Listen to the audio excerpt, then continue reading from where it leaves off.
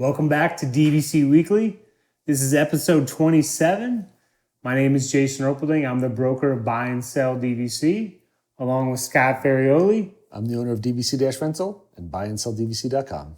And remember, if you're looking to rent points or rent out your points, you want to visit DVC-Rental. Remember the dash to save the cash. If you're looking to sell your property so you no longer own it, or you're looking to buy into DVC, you want to go to buyandselldvc.com. Today is August 11th, so your 11th month window at your home resort is going to be July 11th. Remember, when you're renting points from DVC-Rental, the furthest you can make a reservation is 11 months. Yep. And then 7 months from now is going to be March 11th. So we're already going into the spring break time, busy time. So if you're trying to get those trips booked, get them in quickly. Get them in now. Yeah. I mean, you could stop right now, pause it, get your request in, and come back. Yeah. That's not an issue. And you can comment what you booked in the comments below. There you go. And just remember, you can find us on Facebook. You can find us on Twitter. You can find us on Instagram. That's the same for Buy and Sell DVC as well as DVC-Rental. But you can also find DVC-Rental in one other spot, which is TikTok under DVC Scott. But again, Buy and Sell's on there too. So it's really, that's for both companies, DVC Scott. So if you don't speak the TikTok language, which I don't, then... So we're going to go into just a little bit on the buy and sell DVC side in regards to banked points and then using your points, borrowing your points, things like that. So to me, the banked points, if you own a property, to me, the things you're going to say, you're going to say, like, I own at Animal Kingdom, I own 160 points, and I own a June use year. Those are the three things that you're going to say in regards to your ownership. So what that means is that you get your points every June 1st. So if you don't bank your points, the points would need to be used between June 1st, 2021 and June 1st, 2022. If you choose to bank your points, then the points, you just add the year. So now they need to be used between June 1st, 2022 and June 1st, 2023. So if you know that you're not going to travel between the June 1st, 2021 and June 1st, 2022, you can bank the points and you can book that you can still, let's say you bank the points early, let's say you bank the points in July and you go to make that reservation that is, I got to be careful before I'm messing up days. So you go to make a reservation October of 2021, and you're trying to make it for September of 2022. You with me? So you're making it 11 months in advance. You banked 160 points from 2021, and you have your 160 points that are coming in your account June 1st, 2022. So for that reservation, you have up to 320 points you can use for that reservation. You don't have to... like Scott mentioned before on the rental side, you don't have to wait for the June date, to make your reservation. Yeah. You can, you can have up to 320 points you can use, and Disney is going to use your banked points first. So if you don't use all 320, they're going to use that 160 banked points first. Now, because now you're making a reservation after June 1st, 2022, you can also borrow points from June 1st, 2023. Now, currently you can only borrow up to 50% of your points, but of course, before everything happened in March of 2020, you could borrow up to 100% of your points. And I'm assuming at some point that's going to go back. It should be coming back at some point. So you could borrow your points. And then the other thing so hopefully everyone followed that. And then the other thing I just want to say is if you don't have, let's say you own a December use year, you've already used all your points from 12/1/21, and you want to make a reservation checking in 12/10/21. Can you make that reservation? With borrowing the points, yes. Yes. Is it- So exactly what he just said. once you borrow them in, they'll be good starting on December 1st of 2021 and be good for one full year. You'd be borrowing the points that are coming 12/1/22. I'm glad I was paying attention. Yeah. I'm glad it's, yes. I didn't completely zone off because it's quizzing me. Like, So because there's people out there that are, they plan bigger trips. Like I have, this family coming in, or this daughter's getting married, or whatever the case may be, and they're trying to, figure out the banking and the borrowing. So again, when you bank, you're just simply moving them in. It's, because some people come to me, and if they're looking at a listing and it says, it's a June use year, and it says banked points from 2020, they think it has to be used by the end of that year, but it's actually, it goes until the 6/1/22. It's not 12/31. So let me see if, and then whenever you borrow points, you're never going to call Disney up and say, I want to borrow points. You're completing a reservation whenever you borrow points. Like in order to complete this transaction, you're going to need to borrow 63 points. Do you understand that? And then you're going to borrow the points and complete the transaction. So I just wanted to go over that. Hopefully that made sense. Hopefully you were paying attention like Scott. So if you were playing along at home, fell asleep. Sorry. you got the questions correct. So now we are on to Scott's food review of the week. Come here, I'm gonna eat you! Get in my belly! All right, for today's food of the week, we are And I'm hoping it's food. I don't know. It's food this time. Oh, it is. It's not a drink this time. And we are back at Gideon's for the second best cookie that we tried. Now, 2 weeks ago, we did the peanut butter crunch cookie, which was really, really good. That was a 7.4. This is the chocolate chip key lime pie cookie. So it's a chocolate chip cookie, so it's covered with chocolate chip morsels on top, but they put a lime flavoring in it as well, and also bits of like crumble. So it's supposed to be like a key lime pie. And it's sweet from the chocolate, and it's got a little bit of sourness from the limes. Really, really good, kind of refreshing. My wife had this down as her third favorite one. She liked the peanut butter one more than this one. I like this one more than the peanut butter one. We both agreed that on what the number one cookie was. This is not it, but this one I gave an 8.1. This was a really, really good cookie. I would definitely get this again. But the thing is, they have a bunch of different cookies there, so I don't think I'd get these right away because I want to try some of the other ones that I've not tried yet. But again, Gideon's really solid on the cookies. All their cookies are $6. All are about a half a pound cookies. This thing was really, really good. Like this a lot. Sounds good. 8.1 Gideon's. And was this in the morning again, in the weekday? This is the same exact day. I bought a bunch of different things because, with the 45 minutes in the queue and 45 minutes in the virtual queue. And your first time getting in Your first time getting in there, you're like, just give me one of everything because I'm not doing this again. I don't want to wait much longer, so I'll take these cookies and these cakes and give me a drink and give me some memorabilia. That's fine. But really, really, again, really, really cool place inside. You have to check it out sometime. And all the food we tried was really, really good. They're fantastic. And now we're just just real quick. Is there anything you just want to mention real quick on the rental side? Like I know you mentioned last time. It's hard to find last time nothing's really changed. There's not a lot of availability for the rest of the year. I mean, most people typically get studios with us. Most of that's sold out. There's some 1 bedrooms left and 2 bedrooms. But again, always check on us. Click the check availability button on our website. And I mean, there could be cancellations as well. So if there's a cancellation, we'll try to grab it for you as fast as we can. But I mean, don't wait any longer. If you're thinking of going this year, don't put it off. You need to be doing this now. And if you have those confirmed reservations and something's happening in your area where you can't travel, they can definitely get them rented out because the demand's high. Yeah, and make sure when you go to DVC-Rental.com, there's also the deals button. Click on the deals button for confirmed reservations. Check to see if there's something there that will work for your family as well. And now we're going to do something a little different. Ooh. This is our top 3 favorite rides at Magic Kingdom.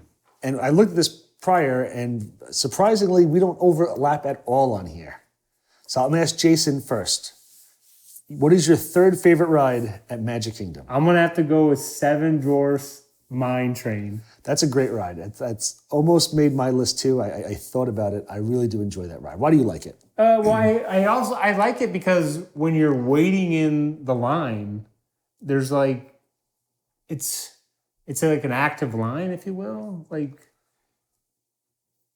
that's the thing. Every time I've gone on Seven Dwarfs, I've gotten fast passes previously. I think only once I've gone through the actual queue. Is there a lot of interactive stuff to do? I think there is. Once I did it. There's All of it's shut down. all the interactive stuff is shut down right now. That's not good. Well, under normal circumstances. So, but I mean, I like the ride. I mean, again, if you've watched the show, I'm not a big like I have motion sickness thrill ride. Like to me, this is a thrill ride. Oh yeah. So so I love it. It's quick, a coaster. It's a dark fun. ride. Yeah. It's a nice combination. And when everything's up and running, the queue is interactive. I mean, I love it. And I mean, it is. If you are waiting in line, it is one of those rides that has a long wait if you have to wait. Yep. For my third ride, I picked Splash Mountain. Haven't actually gone on it in a while. It's a great ride. The problem is I don't like getting wet at the parks. I don't want to walk around when I'm wet. So I don't get to do it as often as I would like. And obviously it's going to be redone at some point soon. And I have to get on it before they change everything over. But love Splash Mountain. A lot of fun, lots of interactive animatronics. You've got multiple drops in there, and it's a long ride. I mean, you don't think it's as long when you're outside. All you see is the big drop, and there's a lot of little stuff in story along the way. So I Splash Mountain. I love Splash Mountain. Let me ask you this: so when you go on Splash Mountain, is it pretty consistent? Like do you get the same? Are you getting soaked the same amount each time, or sometimes it's tiny, sometimes more, or? I don't know if it's a weight thing. I mean, I've lost weight over the last couple of years, but I mean, when I've gone in the past, I feel like my fat butt was getting wet no matter what. I think just wherever the weight is in the car, it seems to get the water, and I'd always get hit. And the same with like Holly River Rapids. It's like, I feel like the chunky guy's the one who's going to get wet. And like maybe the thing turns and it gets you, but I always get wet on Splash Mountain pretty much. Okay, because for me, I feel like it's like you say, it's a ride that you go on where you're like, okay, do I really want to get completely soaked? Because, I'm going to be here another 4 hours. And then to me, it's random. Like I know they also do raise the water levels as well based on the time of year to kind of determine how wet you'll get. But I seem like I always get wet on that ride. So, and then I'm usually on with 3 other people. And it's like the level of soakness seems to always be different with each person. So, but I understand what you mean about getting wet and then being there. So now we're on to number 2. So number 2, I went with Buzz Lightyear. So now to me, you got to have a little, competitiveness when you're at the park. So Buzz Lightyear, first of all, it's inside. So, it's nice and comfortable in there. You get to have a little contest, score as many points as you can. Now, I don't know the secret to getting some crazy high score, but Good. Remind me to go on you next time with that. I'll go on the ride with you. Okay. Maybe for money. So, but I mean, I like it. And then I also like, because my kids were, when they were younger, they were really, really, really into Toy Story and Buzz Lightyear and everything. Mm. And then, after you've been on that ride, then, Buzz Lightyear is just, right around the corner there at the meet and greet. Yeah. So that's a good pick. I was surprised to look at these because I think all the coasters and all like the classic rides at Disney, and I was like, oh, it's got Buzz on here, okay. And then his number 1 choice, intriguing. Number 2, I'm a classic guy. Pirates of the Caribbean is my number 2. Love the ride, love the nostalgia, love the smell of the ride. A lot of people know that who've been to Disney. I mean, it just has the smell of the water. It's just, I don't know if it's the bromine, whatever it is at Disney. I mean, it just smells like Pirates of the Caribbean. Makes me happy. Just fun ride. Obviously not a thrill ride, but it's a fun nostalgic ride, and I love Pirates of the Caribbean or the Caribbean, however you want to say it. So now we're on to the number 1 ride. Let's go with him first. Let's go with Scott's first. I'll go first. Number 1, always Haunted Mansion. Love Haunted Mansion. I love the feel of it. I love the music. I love everything about Haunted Mansion. It's a fantastic ride. It's been there forever. I mean, it's not scary or anything. And it's a fun ride that you're laughing through it. you still look at the scenes and you go through the ballroom scene and you think about how they did the tricks in the mirrors and stuff to make it look like that there's ghosts there. There's lots of stuff behind it. And the more you delve into Haunted Mansion, the more you probably appreciate the ride. And it's just great ride, nice and air conditioned. Everything is just dark and fun and goofy and a little, not scary, but it's just a fun ride. Go on, Jason. Tell us all your number one ride at Walt Disney World. It's at Magic Kingdom. At Magic Kingdom. Would it matter? This is probably your number one ride anywhere. Go ahead, Jason. So my number one ride of Magic Kingdom is going to be Barnstormer. That's right, folks. The Barnstormer. I love the Barnstormer. I love the Barnstormer. I mean, and then I don't know if people are familiar with the Barnstormer. Like typically, even during busy times, the wait time is 15 to 20 minutes. It's a quick, easy, fun roller coaster. Of course, if you go on Instagram and you did a search for Barnstormer and you find hashtags that have to deal with being on the ride at Magic Kingdom, it is going to be, this is my son's first roller coaster. This is my daughter's first time on a roller coaster. It's just constant first time on a roller coaster. It's rare that you see adults saying, oh, I love the Barnstormer. But I do love the Barnstormer. And then I will say one time, so my two boys, I would say that we were there in an evening one time, and I bet we went on Barnstormer maybe 26 times in a row. So, do you think that's why? Is it the nostalgia, the thoughts of your kids, or is it just you just really love the ride? I love the ride. I do. Well, I mean, again, Jason's 6'4". I don't even know how he fits in the ride. It's not easy. You have to have your knees all the way over, like in your kid's lap, to do that. I'm saying you're a bigger guy. It's small. And I mean, like we won't go. Like I don't go on Space Mountain, but I mean, I love Barnstormer. I mean, I don't know what to say. I mean. No, that's what's great is that there's rides for everyone, and big kids. Exactly. Little kids. Well, you should definitely take your kids there. I mean, if you haven't had your kids experience the Barnstormer, absolutely. I think it's, I love the Barnstormer. No, there's no reason not to take your kids on it. I say take your kids on all the rides at Disney except the teacups. I'm not touching the teacups because I'm not just spinning in circles anymore. I'm too old for that, but. Otherwise, experience everything while at Disney because all the rides are great. And we would love to hear your top 3 rides of Magic Kingdom. Yeah, put them in the comments section. Especially, everybody, kids, adults, everybody's favorite rides. Please let us know what they are. We can't make fun of you. I mean, we chose Barnstormer. So now we were just one thing that comes up in the different Facebook groups is Disney Vacation Club pet policy.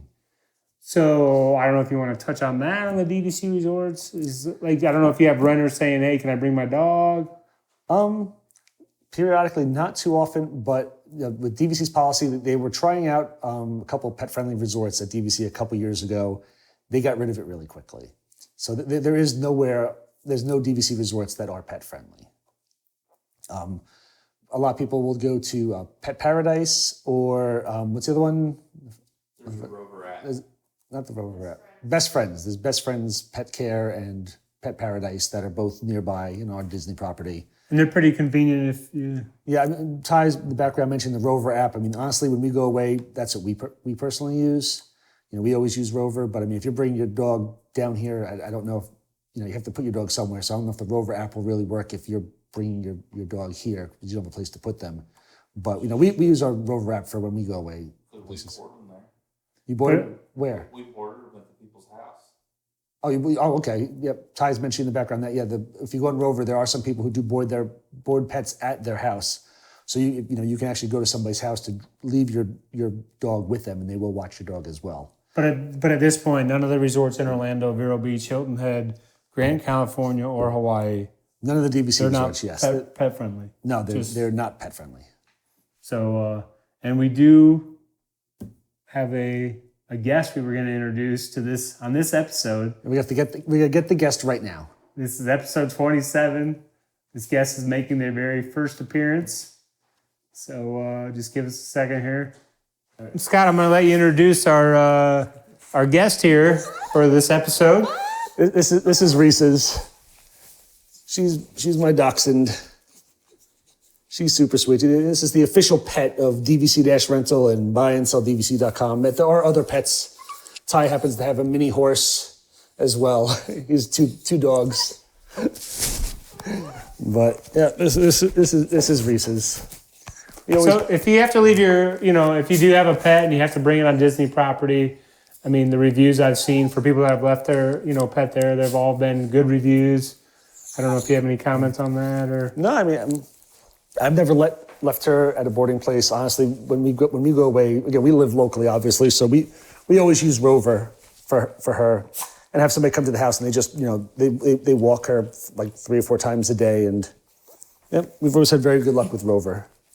But yep, this is Reese's. I'll put her down. But And where's the name come from? Reese's was named after the Reese's Peanut Butter Cup because of her coloring. My dog's named her that. My dog's named her that. My kids named my dog that because of her coloring. That's Reese's. Reeses, like the peanut butter cup. Love it. But she's a sweet little dachshund, and I've never been really a dog person, but she's a pretty cool little pup. She's turning 3 this month. She turns 3 at the end of the month. Wonderful. All right, that's thank you for watching. Hopefully you enjoyed that video. If you have any suggestions, please let us know. And please hit the like button. Please hit the subscribe button. And we'll see you next week. Yep, we always appreciate you watching, so thank you so much, and we will see you soon. Thank you.